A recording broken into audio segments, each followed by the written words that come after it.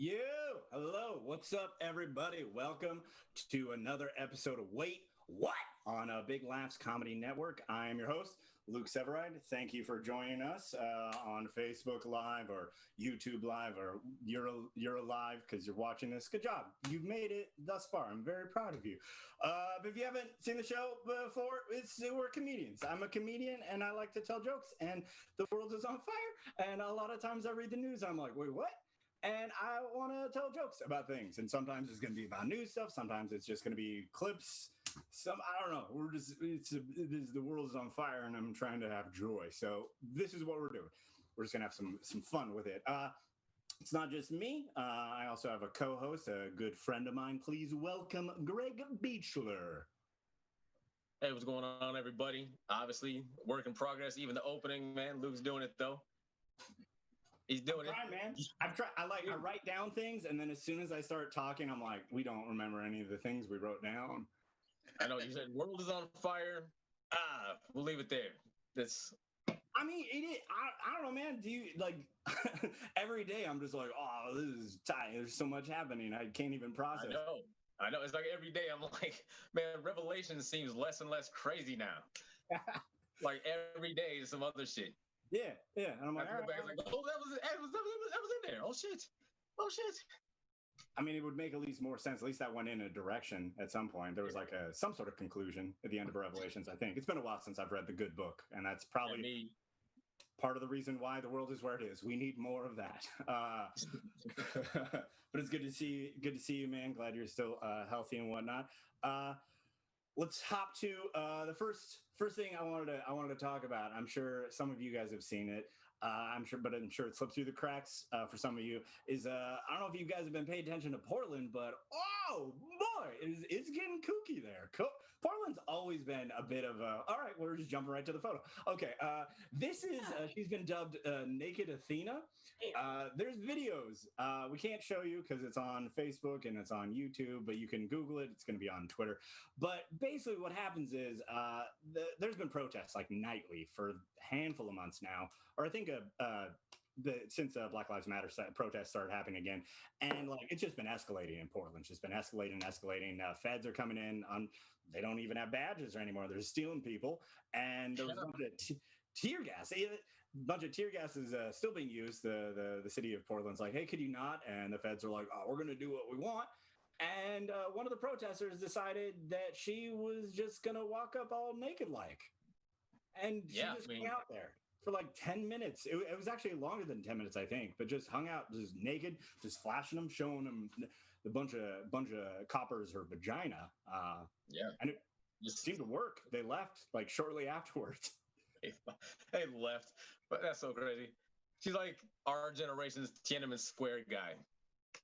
I mean, instead of a grocery bag, she just has like a mask on, and she just, you know what? This is probably the least helpful uniform against tear gas or any kind of beatings, but I'm just letting it all out there. We're done with this. Yeah, but like, no, they didn't shoot at her.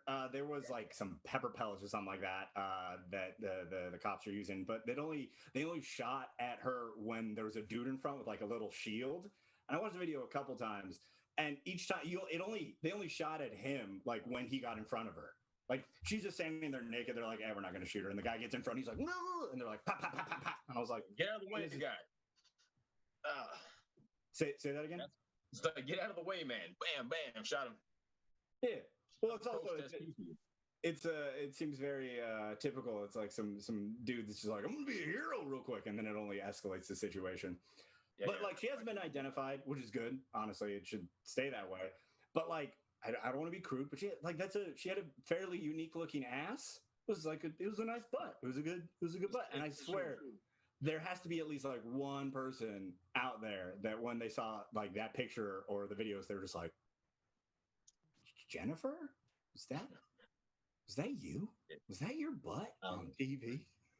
I feel like that wasn't the first time she like maybe spread her legs for Black Lives.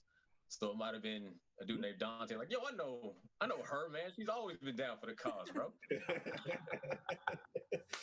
Yeah, Yeah, it does crack me up though that like she was wearing a mask, so she's like safe. She's like, I got to keep these holes protected, but the south holes, fucking open air. Who cares? Sitting on the concrete. I mean, come on. COVID lands on the ground. She could have just been scooping it up. Who knows? That is an intense visual. I apologize. Yeah, it's ballsy. I don't know how anybody even walks barefoot outside. Yeah, it's brutal. Well, then they just don't lick their feet. Or maybe they do, but you should wash your feet before you do that if that's your sort of thing. I don't want to make you feel bad at all. But that was like 2 days ago. And then Portland recently, there was like a bunch of moms got together using social media, and they had like a wall of moms in front of protesters who they still got tear gas, which is super tight. And then in response to that, say that? What? So just tear gas and moms. Yeah, dude, super chill. Just tear gas and people who are making the next generation. And then in response to that, in very Portland fashion, like a bunch of dads showed up with leaf blowers to deal with the tear gas. And I'm like, that shit just cracks me up because I'm like, what a quaint response to tyranny. You're like, well, you got my wife. You hit her with tear gas, and I am upset. But I don't want to cause too much of a kerfuffle, so I'm just going to bring my trusty leaf blower and blow it out of the way. Take it on your side of the street. Blow it back at you, man. This is the peaceful demonstration that I have. These are non-lethal weapons. Less lethal weapons. Dude, way less lethal. A fucking blowgun. Yeah. So, all right. Well, that's a situation as is. So I guess turns out just a naked woman is like one of the best ways to tame a bunch of federal officers. I feel like more people should do this. It seemed to work. One person did it, and it was like just shut down everyone. So if a whole crowd is naked, it's like, what do you really want to do? Yeah, dude, imagine you're at a protest and like there's like a couple dozen federal officers or just police officers or whatever, and then like a couple hundred like protesters, and all like as a group, all the protesters strip immediately and start walking towards you. Like, yo, you're not gonna stick around. I don't care how much guns you got and tear gas canisters. You'd be like, no, is this like a new kind of like orgy zombie thing that's happening? I should leave. I should vacate. Yeah, well, we couldn't it'd be too many implications. Like, why'd you shoot them? They were obviously unarmed. They had nothing on. Like they were coming at you, hands up, titties out. I could see their vagina and it frightened me, so I ran away. Which is exactly what happened. Which is they saw it, like the woman was like, I'm the new Starbucks lady. And then they're like, we're gone. We gotta leave. All right, cool. All right, I feel like that's enough rambling on that one. Let's get our first guest, unless you had any more thoughts on that, Gregory. I do not, man. Okay, all right. Let's bring our first guest. He's a buddy of mine, done a bunch of stand-up when that was a thing that we still were allowed to do. And he's here tonight via his own bedroom. Yeah, this is for sure his own bedroom. Please welcome to the internet stage, Narn Van. Yeah, this is not my bedroom. This is my nephew's. This is my nephew's toy room. You can see my hands are way bigger than that. I'm just gonna say. I'm just gonna say it straight up. And I draw way better scarecrow than him. Okay, so maybe I don't, but my hands are definitely bigger than his. But yes, thanks for having me on the show, guys. Yeah, I hope my connection's going great. Yeah, we noticed that. You have a fantastic. You only recently put it on Wi-Fi because you're like, oh, I should probably do that. It'd be better than just regular mobile data. So thank you. I appreciate you attaching yourself to Wi-Fi for this. But how you been, man? No, I mean, like my phone. I mean, it's after 7. I think I get free data after 7 o'clock. I don't know how that works anymore with AT&T. I don't know if that's still a thing. I might have made that up, but no. I think that you could have phone calls for free and with landlines 20 years ago. That's what that was. Yeah, I remember getting phone calls at like 6:52. It was like, this better be a fucking emergency if you can't wait 8 fucking minutes, okay? Yeah, dude. These minutes cost money. You gonna waste my minutes for this? Huh? What was that? Yeah, he was just saying you're gonna waste my minutes for this. Like, yeah, because also you get the rollover, man. You get stockpile that shit. You'd be like, oh man, I'm gonna have a lot of conversations in March. Now nobody likes to talk on the phone at all. I'm like, are you calling me? He's like, did you text me about this phone call? I didn't know this was going to happen, so I'm not going to answer this phone call. I think the idea of saying you hate phone call, I don't know how you guys are, but like as soon as like COVID hit and everyone was like, hey, they're stuck at their house, so you don't have that much human contact. I noticed how many more like FaceTimes I did, like called people and did that and like Skyped. And I'm like, oh man, it's like we went from hating phone calls to be like, let me see your fucking face right now. Yes. I don't want to hear your voice. I want to see your eyes when we talk. I don't know if that's going to stick around. Because I know like 6 months ago, if someone just FaceTimed me out of nowhere, I'm like, the audacity. It's like, ooh. You know what I'm doing right now. Yeah, like the Facebook messenger comes like, this is clearly an accident. This is not meant to happen. But now if I get a Facebook call, I'm like, somebody wants to drink. Somebody wants to drink right now. They want to have a virtual happy hour. That's what it is. They're just a sad, lonely alcoholic. Sometimes that's me making a phone call, but yes. Yeah. That sounded like you had too much information on that story for it to not be someone else's story. Yeah, that was like you putting it out there that you're the guy to call if you wanted to get drunk online. If you want to get drunk online, anybody, Narin Van, there should only be 3 of them on the entire internet. What's up, buddy? Here, this is my nephew's. Hey, nephew, come over here. Did you draw that? Did you make that? That's yours, right? That's not mine. Okay. I made that when I was in preschool. Let's see your hand. Hold up your hands. He threw you under the bus immediately. You too. Thanks for giving me coffee at 7 o'clock at night, buddy. I'll drink this tomorrow. Can you put this away from me? Okay. Thank you. Appreciate you. Love you, buddy.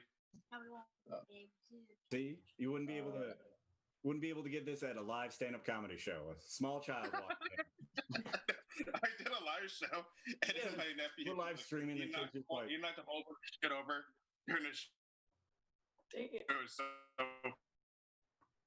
Tight. Internet is tight. Just hold my shit together, but then he knocked over like his artwork and everything's like, you come in here unless I'm in here. Yeah, crowd work.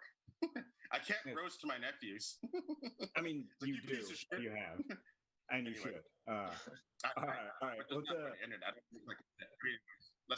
I digress. Yeah. Let's roll the clip. I asked you what you wanted to talk about on the show, and you sent me a link to this clip. It's a sketch some comics made. Please roll that now. When me and Brad first met, I didn't think we'd get along, but turns out we kind of agree on everything. Your racial identity is the most important thing. Everything should be looked at through the lens of race. Jinx, you owe me a Coke. We both have a lot of opinions about people of color, even though we barely know any. I say colored people, but as long as we're classifying them, we both think minorities are a united group who think the same and act the same. And vote the same. You don't want to lose your black card. Sorry, I don't know. I just think we should roll back discrimination laws so we can hire based on race again. Jinx, now you owe me a Coke. Hey, tell them what you told me yesterday. White actors should only do voices for white cartoon characters. I've been saying that for years. Stick to your own. Us white people, we have so much privilege. I agree. It is a privilege to be white. Ask him about interracial dating. All I said is that black men who date white women have internalized racism, and white men that date ethnic women are fetishizing them. Guys against interracial dating now. Like, am I being pranked? Did Boomer put you up to this? Ugh, you know that taco place is white-owned? White people should be making white foods, like Kraft macaroni and cheese, no seasoning, not even salt. It's like he's a mind reader. I mean, I've been pushing for segregation forever, and my man does what? I created an improv comedy show exclusively for ethnic people. Guy segregates comedy on my birthday. White people need to stop wearing dreadlocks, and they need to stop appropriating black people's music. Shaved heads and country music, the way God intended. You know all white people are racist. I'm listening. Even if you have a black wife or a black friend group, you're still really racist. You know, we just kicked a guy out of the organization for having a black girlfriend, but if you can promise me he's still really racist, we'll consider letting him back in. Black people should only shop at black businesses. I guess the only thing we really disagree about is I think white people are the root of all evil. But what did I tell you, though? If we can narrow that down to a certain group of tiny-hatted white people, I think we can come to an understanding. Technically, I don't consider Jewish people white. Neither do I. But we're still cool with interracial fucking, right? Yeah, as long as you pay for it. Sex work should be celebrated. Oh my God. Oh, dude, I was in tears when I watched that the first time. Yeah, I saw this at work today and I was dying. Yeah, I watched it at work too because I work very hard. Because this is also my office. But you know, I saw Todd Royce post this. I'm like, all right, let's see what this is all about. It's like woke versus racist. Like, and in a way, they kind of have the same idea ideologically, but they're just kind of the opposite extremes of things. It's just kind of how a lot of like how people are. It's a circle, and they just met each other. It's one big circle. They all have a lot of agreements. It's kind of like the ethnic shows. I got into it as one booker a few years ago. I'm just like, hey man, can I do your show again? It's been like a year, and it's like, oh, you gay or trans? I'm like, you've known me for like 10 years, like 5 years at that point. It's like, well, you can't do this. I'm like. Then I responded back, I'm like, dude, I'm brown. That used to mean something. And he just ignored the message. I'm like, come on, bro. It's like even Jamie Foxx, you know how he got started? Like Jamie Foxx's real name is Marlon Bishop. he changed his Jamie Foxx is a stage name, obviously. So we made it name Jamie Foxx with 3 X's so we get more stage time in LA.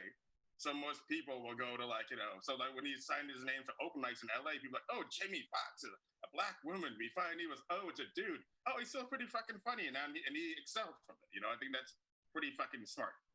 Yeah, I mean, even I play it up like at work. We do a live chat function at work when people who don't want to call in, they'll go on our website, they'll chat like, hey, I'm interested in pet insurance. I sell pet insurance, by the way. And people are like, oh, hi. I was like, hi, Narn, how are you doing? How are you doing? That's a pretty name. It's like they'll say something like, I'll insinuate that I'm a girl. And at that point, I'll just really girl it up during the chat, and it'll be extra nice to me. I'll put extra eyes at for when I spell hi. Like, hi. Well, do you have any more questions for me? Smiley face and all some other stuff and hearts and shit. But yeah, no, people are a lot nicer to girls on live chats than they are guys.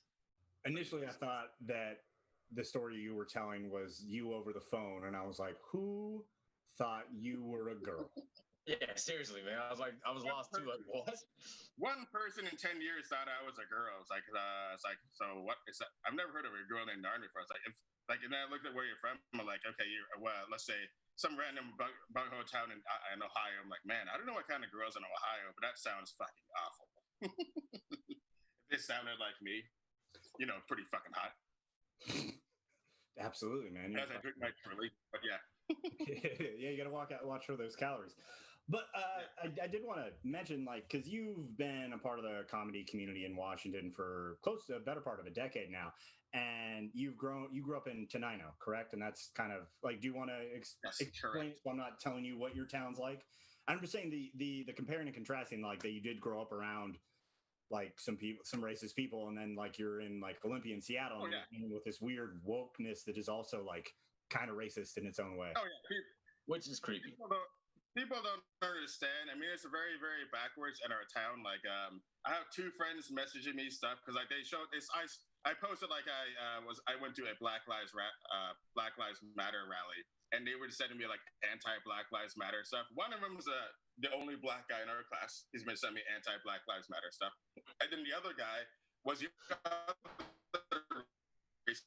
my school. And he sent me anti-Black Lives Matter stuff. And it's funny because those 2 guys actually fought. Because there's one. So one of my friends, he's black, and he was the only black guy in our class in our grade, and he actually fought this other guy that's messaging me anti-Black Lives Matter stuff. He's a racist. He actually been suspended for being a racist, and the other guy, and he actually fought that black guy, and here they are almost over 15 years later after high school, they're messaging me. It's yeah, racism doesn't exist. Dude, you guys literally fought each other because you guys were being racist. Fight each other over racism. It doesn't exist. That's more bigotry than racism. He wasn't oppressing me, but I deserve it. I deserve that fight. But no, they got in a fight, and the black guy got expelled from school, even though the white guy started it.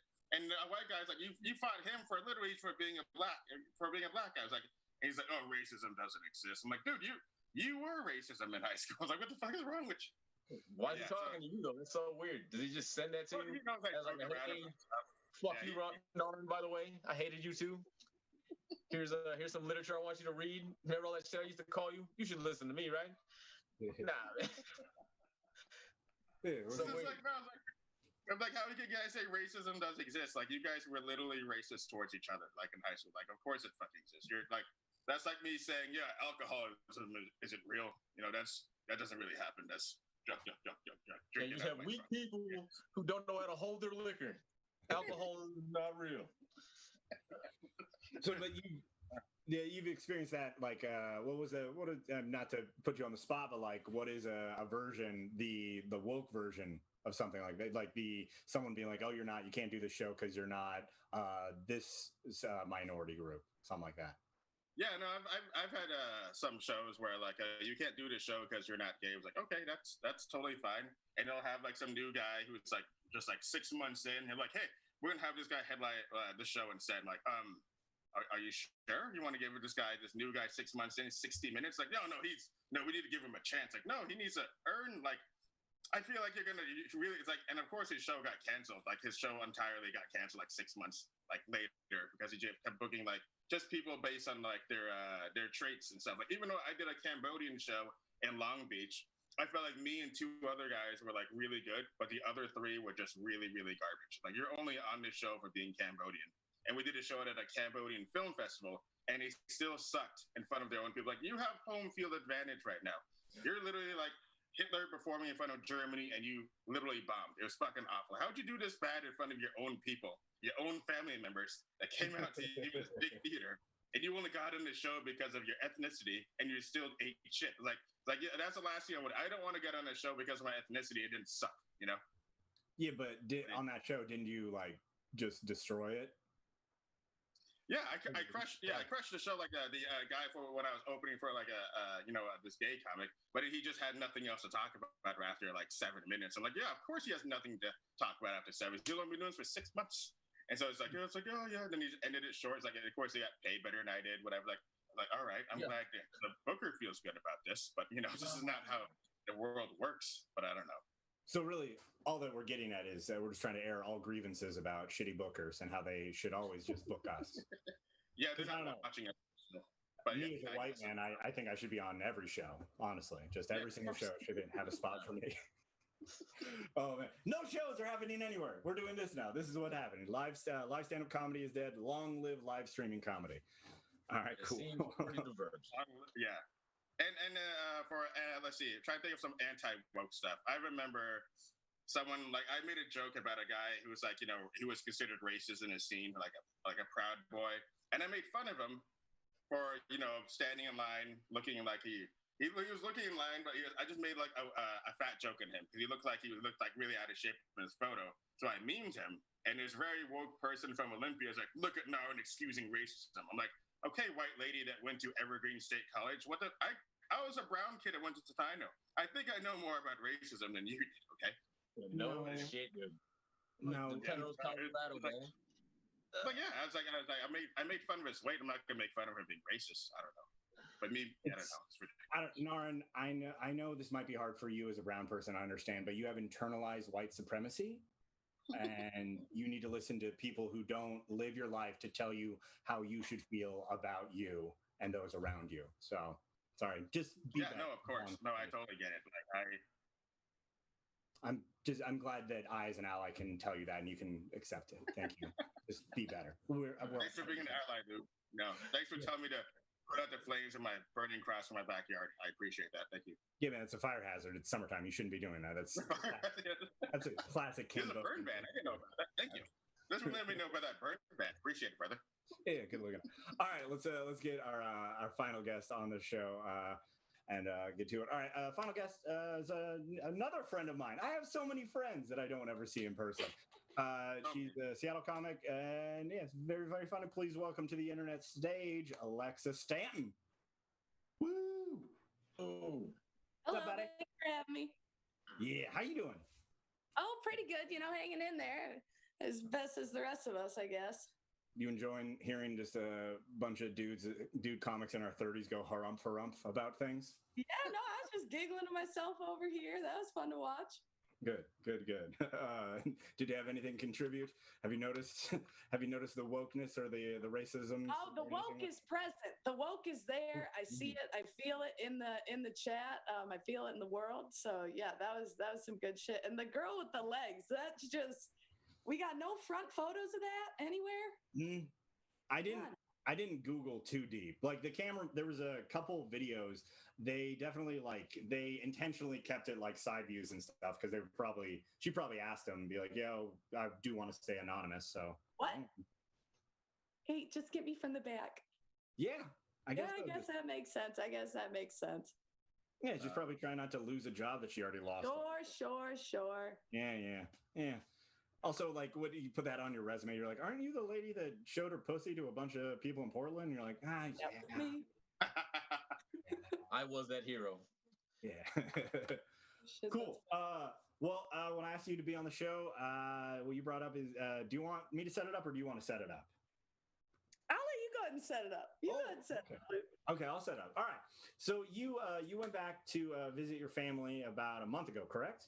I did. And wait, I always forget. I always get Midwest states mixed up. Is it Michigan or Wisconsin?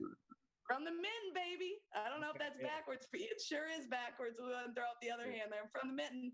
Oh, there you go. So you live in a mitten, and so you went back and visited, and while you're there, you just filmed like an entire like short season of like sketch.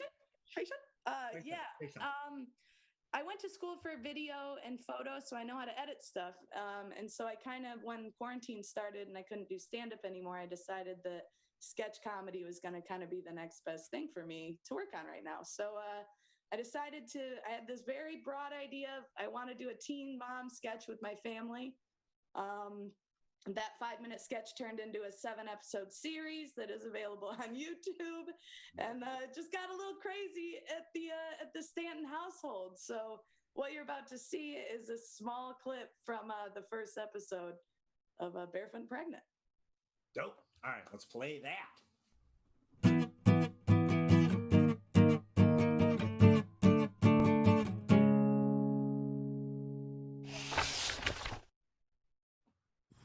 Hey, we're recording.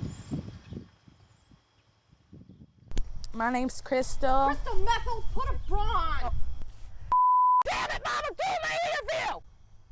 Dad, don't wear a bra, why do I gotta wear a bra? Can wear a bra, God. These things, I don't like feeling caged.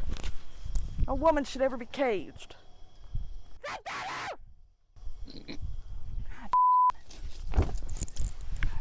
You know, I heard the baby kick for the first time the other day. Oh, I think it's gonna do it again. Come here. Come in here. Yeah, bring it on close. Don't be shy now. Get up in here close. It's all right. I don't bite. Only in the bedroom. Come on. Get in here. Come on. Well, I should probably. All right, you ready? Ready? Get in here. Tight. You got it tight on my belly? You got it tight on my belly? Gotcha. Come on, get out of here. I'm half naked, damn it. My daddy see you do that, he gonna be pissed. Better yet, Gunner gonna be pissed, he see you do that. Name's Rodney Cook. Good to have you guys here. Kinda. Wish you were here under better circumstances. That daughter of mine got herself in a mess of trouble. Let me get these here chickens out. I can do your little interview thing. I can't have the good morning, ladies. I can't have the coyotes and fox and getting at them. All right, let's get this interview done. I got to do. All right, what would you like to know about me? Well, Crystal Methyl. What do you want to know about her? I tell you. Be honest with you, I'm not even sure she's mine. We had God trying to kill me. Jesus Christ. That there's a message from above. I don't think maybe y'all should be here. F me, let's try this again. Alright, where was I? Alright, Crystal Methyl. Crystal Methyl, yeah, I'm not even sure she's mine. I want another test, and I want another test. She ain't mine. Rodney, I've only ever been with you. But I told you, woman, I've been with other women. I told you, I've been with what don't you understand? We had the paternity test done, and it came back, it said she was 99.431% that she was my daughter. However, that leaves 3% that she's not. And that's a lot. 3% is a lot. You know, I mean, you hold up your fingers, 3 of them, that's a lot of percentage. So I'm not convinced that she's mine. Yeah, I'm just not. We act nothing alike. She doesn't look like me. I'm pretty sure she ain't my kid. But I'm gonna go ahead and we'll see where this takes us, you know. And the other thing is, now Linda, she ain't only ever been with me. I'm the only man that's ever laid her down. However, I've been with a ton of different ladies, so there's not a chance in hell this kid is mine.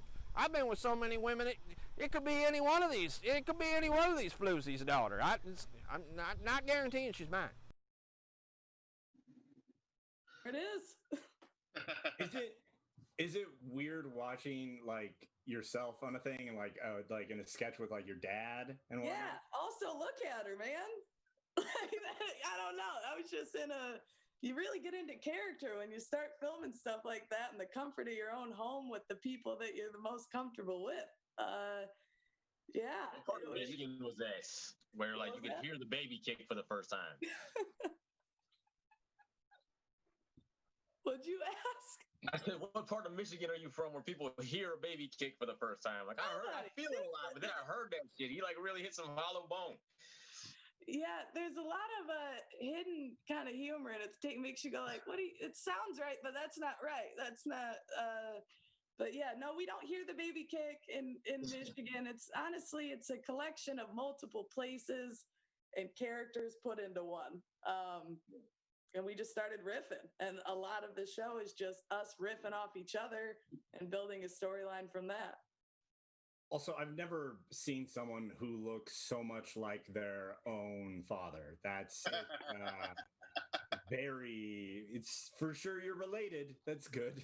Oh, yeah. Oh, I used to get so pissed when I was in high school and middle school. All my friends would be like, oh, you look just like your dad. My dad had a full beard, and I'm like, damn it, I'm cute. You know, like, I don't look like him. I look nothing like him. Yeah, maybe a little bit. Yeah, no, we look exactly the same. I don't. The worst part is that he's young enough to where some people think that I'm actually his wife. We look exactly alike. What does that make? You marry someone you look just like? That's the dumbest shit I've ever heard. Maybe siblings. We're not about the incest shit, okay? That's not what we're about there as far as my family goes. But that's true. I lived in Michigan for a long time. That's why I was asking, like, what part of Michigan was that? Yeah, a village called Lake Odessa. That's like, yeah, it really is a village. Is this the right? No, wait. Sorry, it's backwards for you guys. It's right in between Lansing and Grand Rapids. Okay, so yeah, I lived in Lansing for a long time. You did? Okay, cool. Yeah. What'd you think of it? No, man, it was all right. I guess I don't want to talk about Michigan. I don't like Lansing. I gotta be honest with you. I lived there for a little bit. Well, it's not the village you were used to. It's a little bit of a bigger city, but exactly. And are they not as polite? Two very different things as far as cities and villages go, and anywhere. Are they not as polite there as they are in your village? Oh, for sure. I mean, for me, being from the Midwest, and that's definitely carried on to after I moved out here. But you talk to everybody. You say hi. You're kind to everybody you meet until they're not kind to you. And then when I went to school, actually in Michigan State for a little bit, I'd look like the dumbass walking down the street. Good morning. Hey there. How's it going? And everyone's just, what's she on? You know? And I don't know if that's because in the city, you're constantly surrounded by people and you never really get alone time. And when you grow up in like, you know, a more rural area, you don't see as many people. So when you do, it's like, oh shit, how you been, man? Like, you know, I haven't talked to anybody in 8 hours. Could also be that when you're in smaller areas, the idea of like, it's good to just have to at least be on decent terms with the 7 people that are within a mile of you. That is true. You know everyone that lives there. Oh, you know everybody's shit. Yeah. Did you have like a really hard time adjusting when you moved to Seattle? Because like, oh yeah. Yeah, Seattle freeze and whatnot. Yeah, I really didn't like it here for the first 8 months until I finally like made a couple solid friends. People are real big fans of canceling on you here. They'll be really nice. I mean, people here are really kind, but it's very much like kind because they feel like they have to be, not because they actually are. Okay. You know what I'm saying? You want to be a good person without putting in the work? Right. And that's a general observation. I don't want anybody coming at me being like, you motherfuckers, Seattle people are the best. Like, you know, I have found some people that are great, but don't get me wrong. But for the overall kind of consensus, not consensus, that's not the right word, but you get what I'm trying to say. Yeah, the feel of it is they're not as openly and not as friendly. I did notice because I was up in Seattle about a month after, like in the middle of April or so, and I was walking around on Alki Beach, and I noticed everyone I walked past were like kind of giving each other distance and whatnot, but we'd always like make eye contact and you do like a little head nod. Yeah. Because I noticed like in Seattle, like people paid attention to each other way more in the last couple of months. But it just, maybe this will be a joke at some point, but like it just made me think that like, oh, is this what it would be like if just everyone had a gun on them? Like, is this what the Wild West felt like? We just all walked around just being like, you could murder me, I could murder you. We have a man. I guess there's always been that argument, man. Armed society, polite society.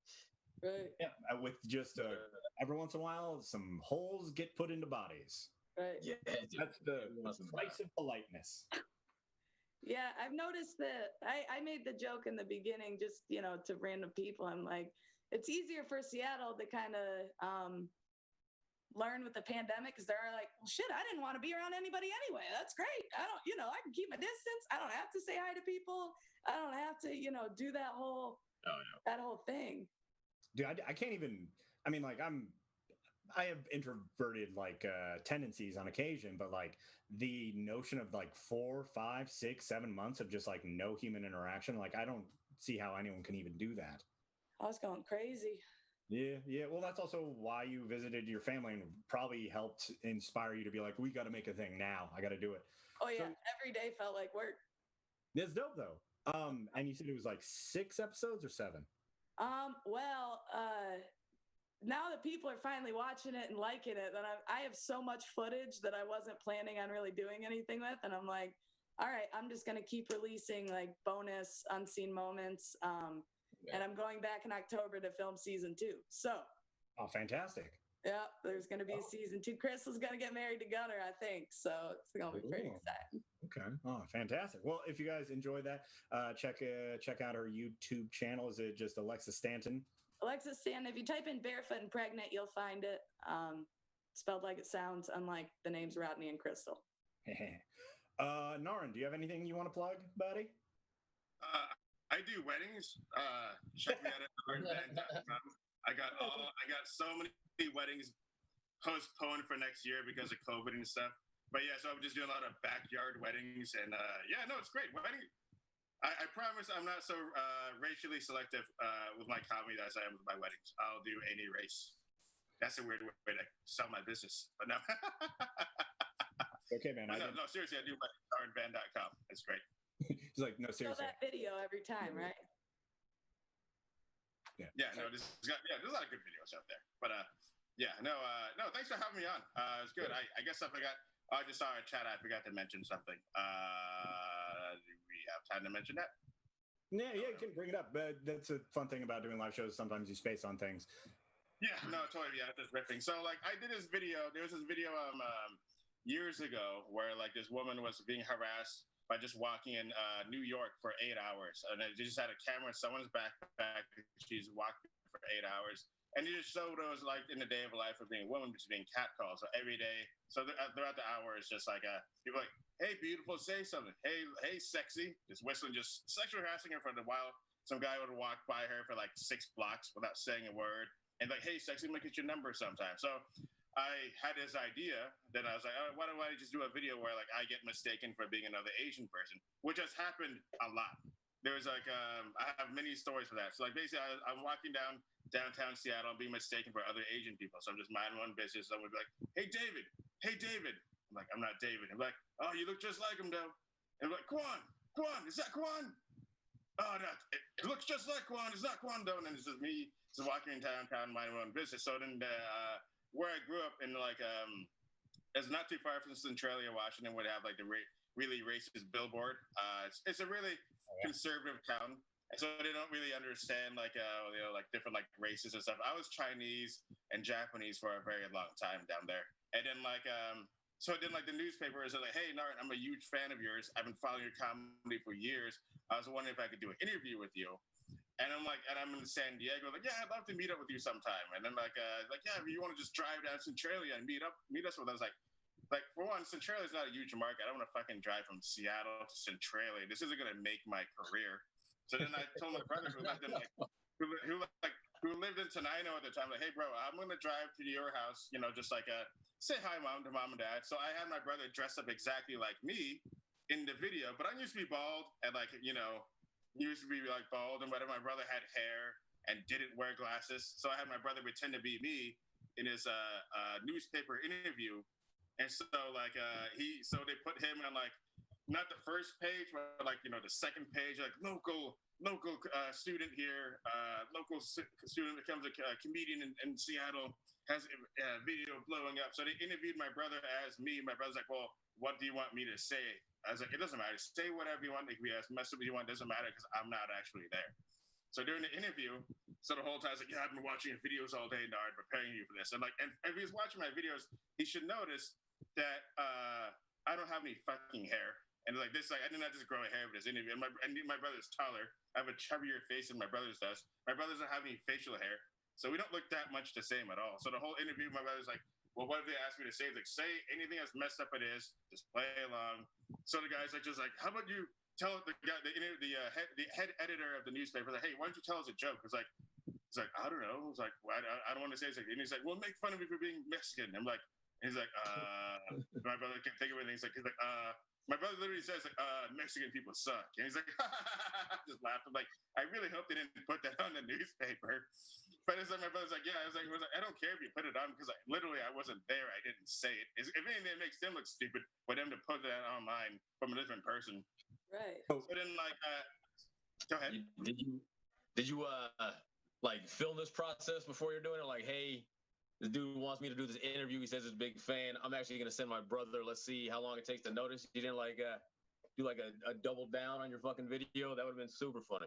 Oh, I did a video of it, like for the aftermath of it. It was like what happened. So I just got approval. I showed the screenshots and the videos, and actually she printed it out. And the lady who was like so proud, like, hey, here's the link. I'm like, okay, well, anyways, here's something I made for the video. And she watched the video. She left it on red, and she was just pissed. And then actually there was a period for like 2 or 3 years where the newspaper would message me to do another interview, but the guy's like, I was like, no, and I was like, we don't want to do a phone interview with you.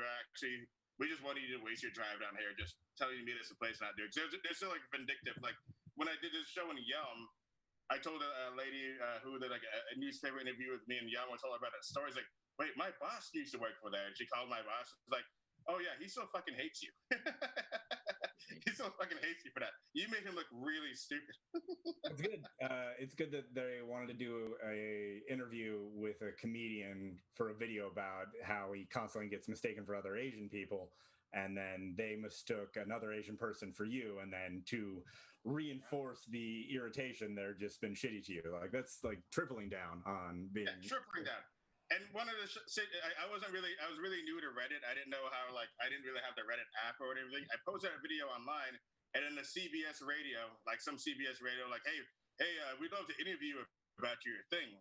And 4 months go by. I'm like, hey, I don't check my messages. If you want to do that interview, that'd be great. Like, you don't understand. So like, always check your messages, guys. And it's like, yeah, you're like, he also emailed me too. And I fucking missed that email. Like, oh, that would be great to be on CBS for this. But whatever, missed opportunity. So I'm not thinking about it at all.